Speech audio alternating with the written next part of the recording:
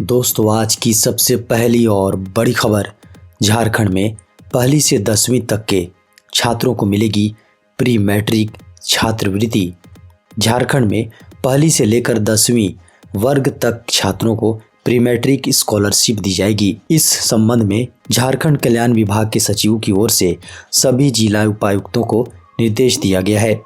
इसके अनुसार राज्य के सरकारी विद्यालयों में पढ़ने वाले सभी SC, ST, OBC और अल्पसंख्यक वर्ग के छात्रों को योजना के तहत छात्रवृत्ति दी जाएगी। दोस्तों बड़ी खबर है, झारखंड के इस इलाके में तापमान गिरा 3 डिग्री सेल्सियस तक। दोस्तों झारखंड में ठंड की दस्तक ने लोगों का जीना मुहाल कर रखा है। झारखंड के मैकलुस्कीगंज में न्यूनतम तापमान 4 डिग्री सेल्सियस से नीचे आ गया है। इस इलाके में कई जगहों पर पारा 3 डिग्री सेल्सियस तक पहुंच गया है। लगातार चल रही सर्द हवाओं के कारण तापमान गिरता जा रहा है। आने वाले दिनों में तापमान और नीचे आ सकता है।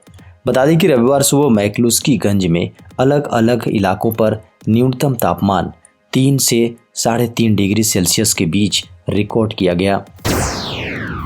दोस्तों बड़ी खबर है, देवघर से 11 साइबर अपराधी गिरफ्तार।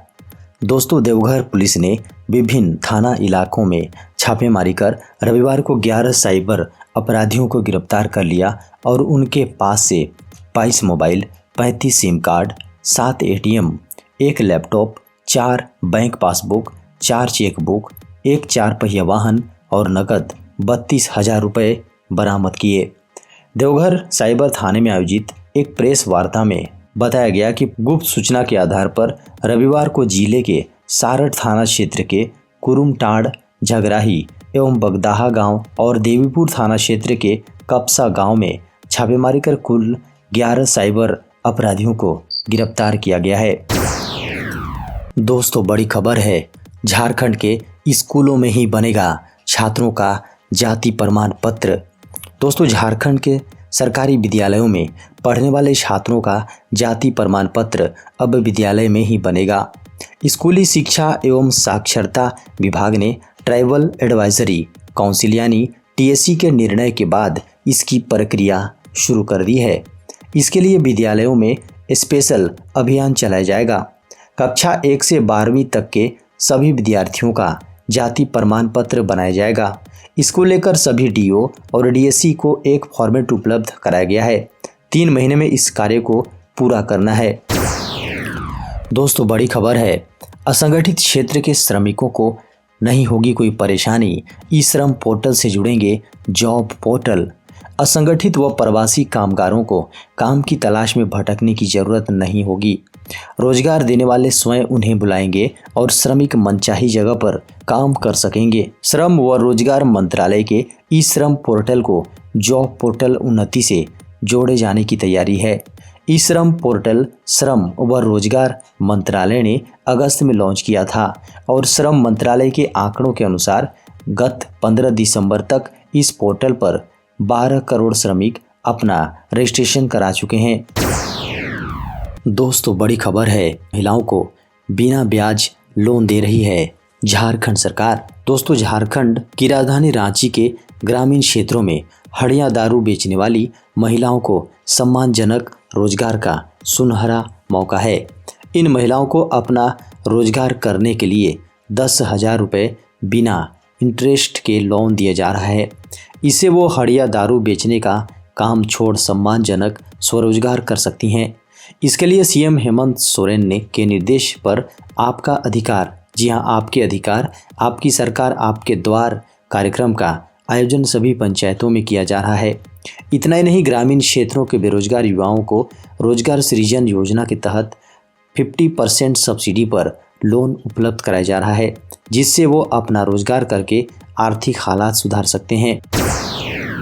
दोस्तों बड़ी खबर है, 10वीं और 12वीं पास युवाओं के लिए रेलवे में नौकरी पाने का सुनहरा मौका। दोस्तों रेलवे रिक्रूटमेंट सेल RRC ने सेंट्रल रेलवे के अंतर्गत मुंबई, नागपुर, भुसावल, पुणे और सोलापुर डिवीज़न में लेवल 1 और लेवल 2 पदों पर भर्ती निकाली हैं। भर्ती के लिए जारी अधिसूचना के अनुसार स्काउट्स एवं गाइड्स कोटे के अंतर्गत कुल 12 पदों को भरा जाएगा। इच्छुक उम्मीदवार आरआरसी की आधिकारिक वेबसाइट rrccr.com पर जाकर ऑनलाइन आवेदन दे सकते हैं। बता दें कि उम्मीदवारों को ध्यान देना होगा कि आवेदन की प्रक्रिया 6 दिसंबर 2021 से शुरू है और आवेदन की आखिरी तारीख 20 दिसंबर है। बीते 24 घंटे में देश में सामने आए कोरोना के 7,081 नए मामले। देश में कोरोना वायरस के नए वेरिएंट की दहशत के बीच कोविड केस में पहले से कमी आई है। रविवार को स्वास्थ्य मंत्रालय की ओर से जारी आंकड़ों के अनुसार बीते 24 घंटे में देश में कोरोना के 7,081 नए मामले सामने आए हैं और 264 लोगों ने दम तोड़ा है, जबकि 7,469 लोग ठीक भी हुए हैं। नए केस सामने आने के बाद भारत में इस समय कोरोना के कुल सक्रिय मामले 83,913 हो गए हैं, जो कि मार्च 2020 के बाद से इतने कम हुए हैं। देश में से संक्रमित में से मरने वालों की संख्या 4,77,422 हो गई है। वहीं देश में अभी तक 1,37,46,13,252 लोगों को कोरोना का टीका लग चुका है। वहीं देश में अब तक 3,41,22,795 लोग कोरोना से रिकवर हुए हैं। दोस्तों, बड़ी खबर है। नवाडी प्रखंड के मुंगो रंगामाटी में आयोजित कार्यक्रम में शामिल हुए जगन्नाथ महतो। दोस्तों, झारखंड के शिक्षा मंत्री श्री जगन्नाथ महतो रविवार को डुमरी विधानसभा क्षेत्र अंतर्गत नवाडी प्रखंड के पंचायत मुंगो रंगामाटी में आयोजित कार्यक्रम आपके अधिकार आपकी सरकार आपके द्वार कार्यक्रम में सम्मिलित हुए। उन्होंने ट्वीट करके कहा, आपके अधिकार आपकी सरकार आपके द्वार में सम्मिलित होने का अवसर प्राप्त हुआ। उन्होंने कहा कि हमारी सरकार के द्वारा चलाई जा रही इस योजना का क्षेत्र के ग्रामीण माताओं, बहनों एवं भाइयों के बीच अत्यधिक उत्साह देखने को मिला। इस विशेष अवसर पर विभिन्न योजनाओं के लाभान्वितों को चेक के माध्यम से स्वीकृत सहयोग राशि एवं प्रशस्ति पत्र दिए गए। 1 जनवरी से बदल जाएगा क्रेडिट डेबिट कार्ड से जुड़ा नियम। दोस्तों, क्रेडिट डेबिट कार्ड या यूँ कहें कार्ड पेमेंट से की जा रही खरीदारी का नियम नए साल पर बदलने जा रहा है। यानी 1 जनवरी 2022 से ऑनलाइन शॉपिंग जब आप करेंगे तो आपके हर बार कार्ड की पूरी जानकारी देनी होगी या फिर आप टोकनाइजेशन का विकल्प चुन सकते हैं।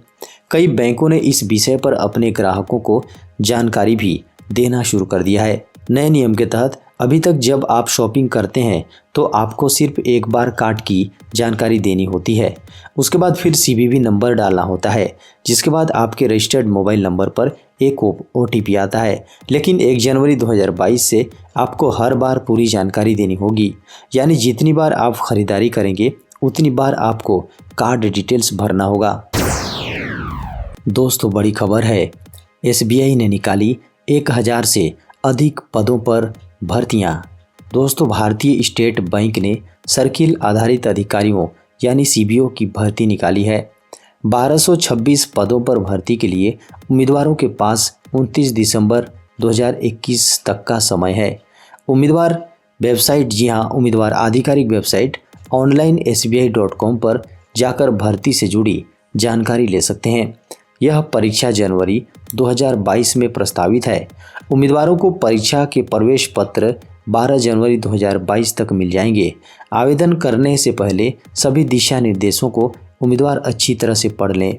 बता दें कि उम्मीदवार की आयु 1 दिसंबर 2021 को 21 वर्ष से कम और 30 वर्ष से अधिक नहीं होनी चाहिए। रसोई गैस की सब्सिडी को लेकर सरकार ने बनाया नया प्लान। रसोई गैस सिलेंडर की सब्सिडी को लेकर ग्राहकों के लिए बड़ी खबर है। लगातार यह चर्चा बनी है कि रसोई गैस सिलेंडर की कीमत 1000 तक पहुंचाएगी। LPG सिलेंडर बढ़ती महंगाई को लेकर सरकार के विचार अभी सामने नहीं आए हैं, लेकिन सरकार के एक आंतरिक मूल्यांकन में इसके संकेत मिल रहे हैं कि उपभोक्ता एक सिलेंडर के लिए 1000 रुपये तक देने के लिए तैयार हैं। बता दें कि LPG सिलेंडर को लेकर सरकार 2 रुख अपना सकती है। पहला, या तो सरकार बिना सब्सिडी के सिलेंडर सप्लाई करे दूसरा, कुछ चुनिंदा उपभोक्ताओं को भी सब्सिडी का लाभ दिया जा सकता है। दोस्तों, बड़ी खबर है, रोड सेफ्टी फीचर्स के साथ सड़क मंत्रालय ने लॉन्च किया नया नेविगेशन ऐप।